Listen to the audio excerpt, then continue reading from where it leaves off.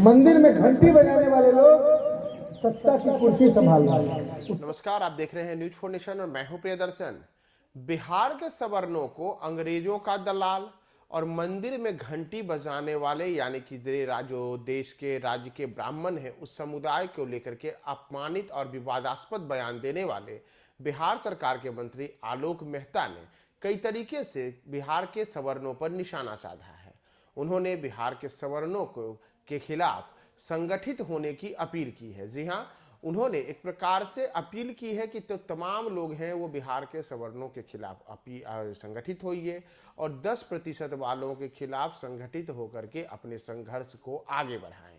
दरअसल आलोक मेहता ने जो बिहार के सवर्णों के खिलाफ विवादास्पद बयान दिया है, उनके इस बयान से पूरी बिहार की राजनीति में बवाल मचा हुआ है और हम आपको बता सुना रहे हैं कि किस तरीके से आलोक मेहता ने अपने बयान में बिहार के सवर्णों को लेकर के अभद्र भाषा का प्रयोग करते हुए उनके खिलाफ कई तरीके की बातें कही, उन्हें अंग्रेजों का दलाल बता दिया, उन्हें यहाँ तक कह दिया कि उन्होंने जो ज़मीनें हासिल की वो कैसे ज़मीनें हासिल की और कई तरीके से उन्होंने बिहार के सवर्णों पर निशाना साधते हुए उन्हें 10% वाला बताते हुए अलग अलग तरीके की विवादास्पद टिप्पणियां की हैं। हम आपको छोड़े जा रहे हैं आलोक मेहता के उस बयान के साथ जो उन्होंने कहा है और तमाम लोगों को बिहार के सवर्णों के खिलाफ संगठित होने की बात कही है, जिससे बिहार के राजनीति में और बिहार के सामाजिक ताने बाने में एक प्रकार से देखा जाए तो बवाल मचा हुआ है। आप सुनिए आलोक मेहता के उस बयान को।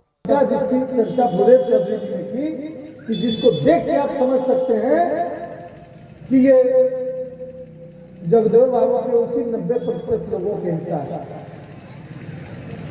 उन लोगों को, उन बाप दादों को प्रताड़ित किया गया। अंग्रेजों ने पहले आजादी के पहले किया और आजादी के बाद अंग्रेजों के दलालों ने किया, जिनको जगदेव बाबू 10% का हिस्सा बताते थे। उन्हीं लोगों के पास सारी जमीनें, उन्हीं लोगों की मिल्कियत। जमीनें कहां से आई? मैं राजस्व और भूमि सुधार मंत्री, मैं देख रहा हूं खतियान को देख रहा हूं कि जमीनें कहां से आई। बहुत सारे लोगों को तो अंग्रेजों की दलाली के एवज में, जब अंग्रेज जा रहे थे तो उन लोगों ने मुफ्त में या फिर क्या क्या उसके लिए उन्होंने गंवाया होगा पता नहीं, लेकिन सैकड़ों एकड़ जमीन लिख कर चले गए।